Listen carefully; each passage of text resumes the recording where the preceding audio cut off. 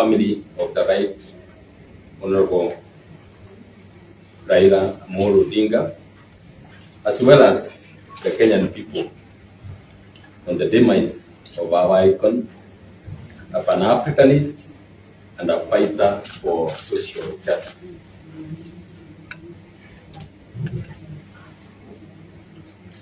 Before I go on, let us please bow for a minute of silence in memory of Prime Minister Odinga, and to all those who died during the funeral arrangements. Please bow.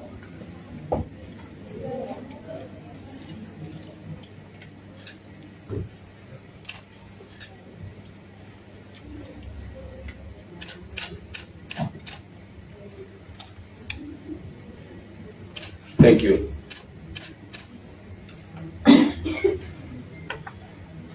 We stand here today as Kenyans who are deeply concerned about the trajectory that our country is taking. A trajectory that is a mockery of the ideals that Right Honorable Raila Odinga fought for. A mockery of the 2010 Constitution that we collectively fought to have and swore to protect and implement. Fellow Kenyans, at exactly the same time that the nation was grappling with the news of the demise of Right Honorable Odinga, President Ruto was in State House signing into law not one, but 8 bills, some of which are quite draconian. What a shame that the president can be doing that when the rest of the country is mourning. The bills include the Computer Misuse and the Cybercrimes Amendment Act, the Privatization Act, the Land Amendment Act, the National Land Commission Amendment Act, the Wildlife Conservation and Management Amendment Act, the National Police Service Amendment Act, the Air Passenger Service Charge Amendment Act, and the Virtual Assets Service Providers Act. We have carefully reviewed these bills approved by the National Assembly and signed into law by Ruto. Fellow Kenyans, our questions, beloved Kenyans, are these. When will the Kenyan state decide to work for its people? How dare the executive and the National Assembly boldly betray the nation and our sovereign will? Today, we'll focus on 2 of these acts and amendments touching on our freedoms and sovereignty. For what is a nation without its sovereign assets and its freedoms? First, the amendments to the Computer Misuse and Cybercrimes Act, in essence, seek to control and crush political dissent and protests in the guise of expanding protections from cybercrimes, cyber criminals. It is not lost to us that in June 2024, when Kenyan youth rose up against the finance bill, President Ruto labeled them criminals and terrorists. The addition of Section 6JA to the Computer Misuse and the Cybercrimes Act gives the National Computer Cybercrimes Coordination Committee unconstitutional powers to issue directives to render a website or an app inaccessible for promoting, amongst other things, illegal activities. Simply put, this unconstitutional committee can order the closure of any website, blog, mobile app, Facebook, X, TikTok, YouTube, or Instagram accounts for allegedly promoting illegal activities. This expansion of the powers glaringly lacks provisions for sufficient judicial oversight. This is a direct affront to the rights to fair administration action and fair hearing enshrined in Articles 47 and 50 of our Constitution. It makes this committee the investigator, prosecutor, and the judge, or final arbiter and overlord on the exercise of our celebrated freedoms of speech and the media as provided for in Articles 33 and 34 of our Constitution.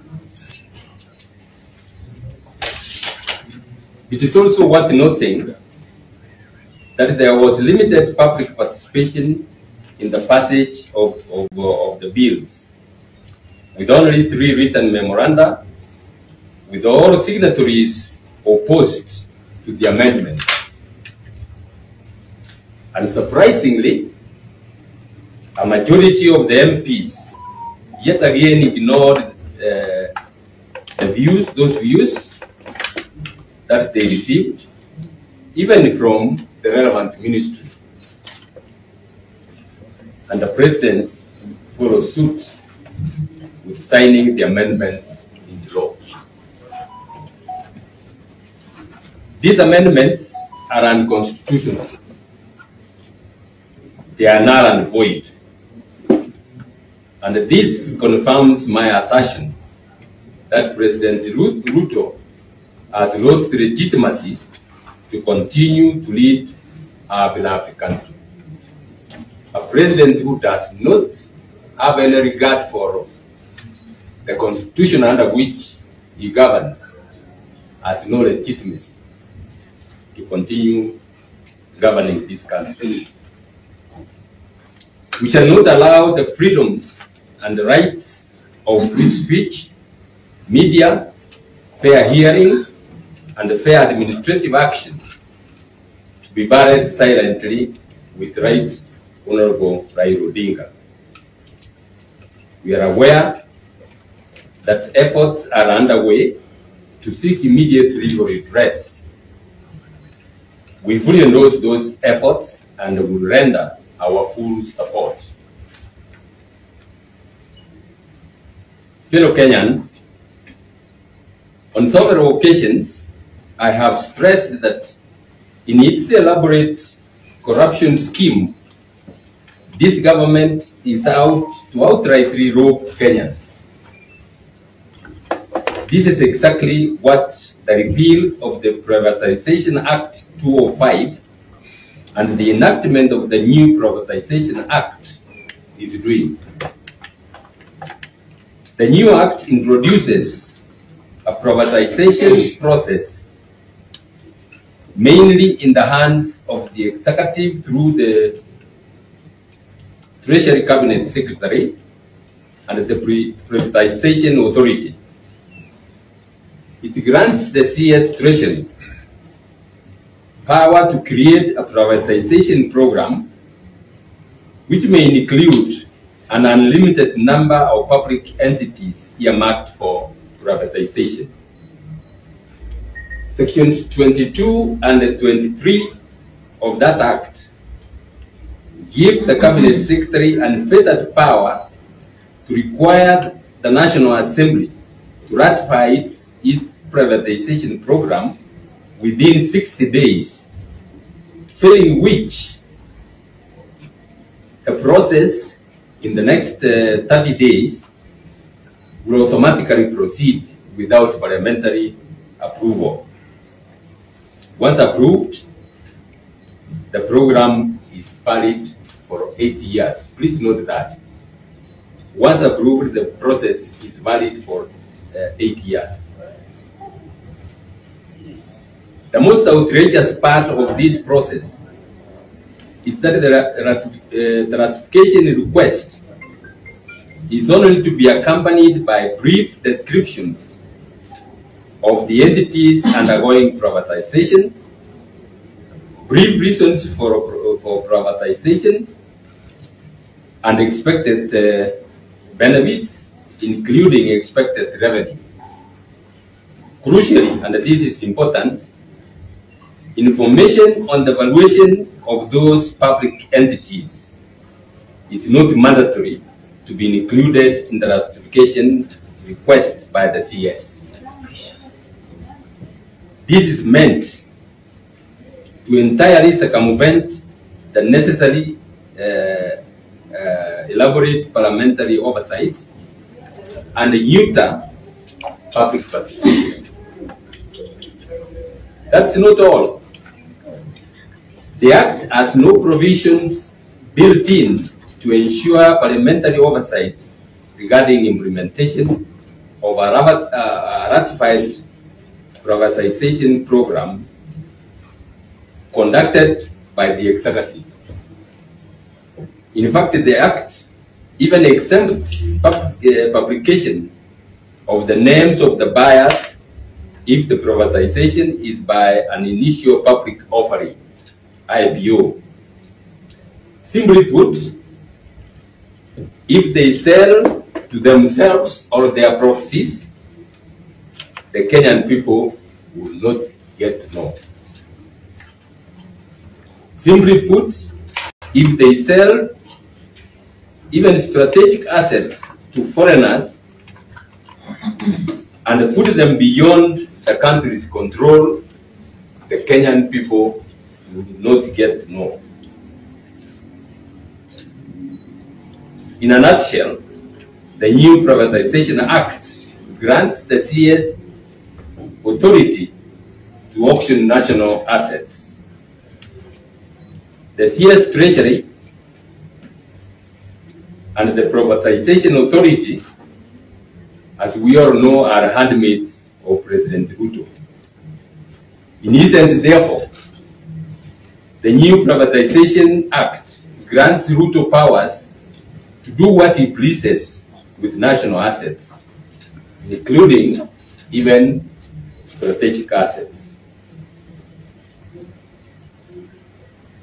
What is also clear is that Ruto's government intends to privatize and the public entities it wants unchecked until 2032. In its characteristic, inexplicable, and bottomless greed, Ruto's government plans to exceed when it has fully auctioned this country's treasured public entities without meaningful parliamentary oversight and public participation. The Kenya Kwanza regime is currently borrowing over 5 billion Kenya shillings per week. As if that is not enough, it wants in the next 5 years to be on an unchallenged spree of quick fire sale of public property to the crony capitalists and the proxies of those in power. Kenyans must overwhelmingly come out and say no to this egregious grabbing of public resources. The world is scrambling for Africa's minerals, ports, and lands.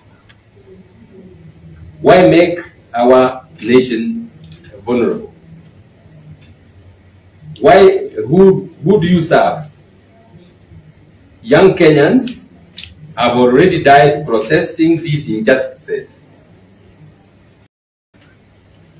You speak of moving Kenya from third world to first world, yet you destroy its very foundations of sovereignty.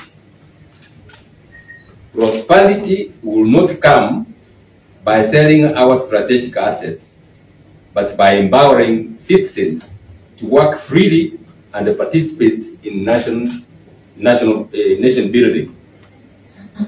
A state that cannibalizes its institutions, betrays its people, and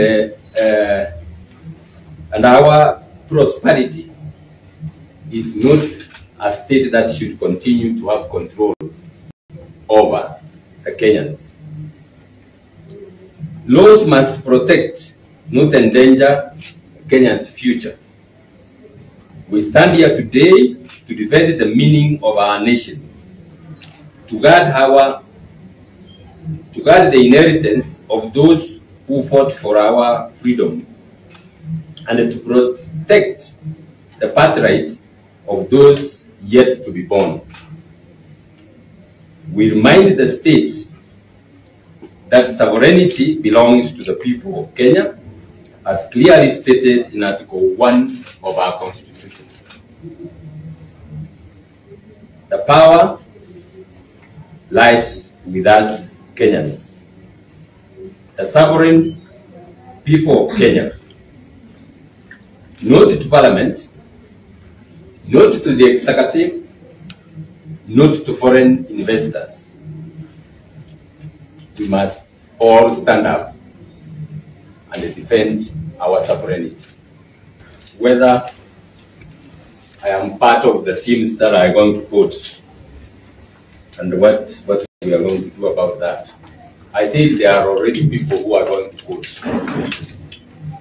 These are people who have similar views like us, who are opposed to this privatization process and the cyber crimes amendments. Mr. Otieno, you have said that there are already 11 parastatals earmarked for sale. Actually, I heard about that, but I have no confirmation. You are adding to my information that there are already 11 which have been earmarked for sale, and the process has started. What does that tell you? The government knows that people are going to court. The government knows that the Kenyans are not happy with this process. Given the media protests in the media, and some people like Toby Manyara who have written articles on that, opposed to what is happening. So how do you circumvent this? Move with speed, so that by the time we go to court and if we get court orders, it will be said that we have been overtaken by events. That tells you the bona fides of the whole process. Kenna, you have said that we have accused Parliament of rubber stamping what the executive has asked. I don't know whether the term accusation. It's a fact. I have not come up with anything that they have not done. It's a fact. They have done it without regard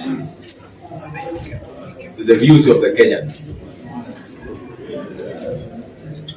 And you are asking that we have not filled. We have filled it with the aspirant for Winter constituency. If you watch the media, I was there and I launched this campaign. From the day after tomorrow, you will see me in other parts of the country campaigning for those who are in the by-elections. So we know what we are doing. We know what we are doing, Mr. Kenna. Alright, I guess what we propose to do with the sales, as I've said, the government is moving with speed to sell these assets and come up with the argument that any legal orders would have been overtaken by events. But I'm sure those who are buying are listening to this also. We will seek orders in those court petitions to declare whatever process that has been done illegally null and void. So those who are keen or who are in speed to buy had better have notice that they risk having their process set aside. If the government proceeds, in spite of the protestations that are being aired, if the government proceeds with that, in the court petitions, there are going to be prayers to declare what the government would have done under these illegal provisions, null and void. So that's a request, and I'm sure we can get orders stopping that. Although you are asking a very pertinent question, what I will do when I become president with the parastatals that are making losses. Simple. Those who will be put there will be told, look, you are vital to make them profitable, or you get out. Those parastatals are meant to generate income for the government, for the people of Kenya. Assets that are there are meant to generate income. In fact, besides being self-sufficient, they are supposed to earn government a lot of revenue. And if they are not doing that, those are the ones which are should be sold. So what are we seeing? Kenya Pipeline is not one of those making parastatals, but it is up for sale.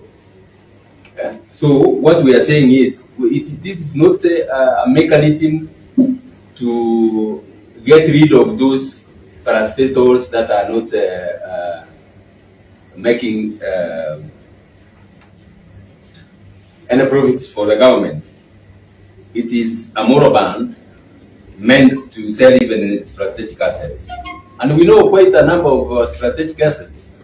With these fellow Kenyans, what will stop the Kenya Kwanza regime from, for example, selling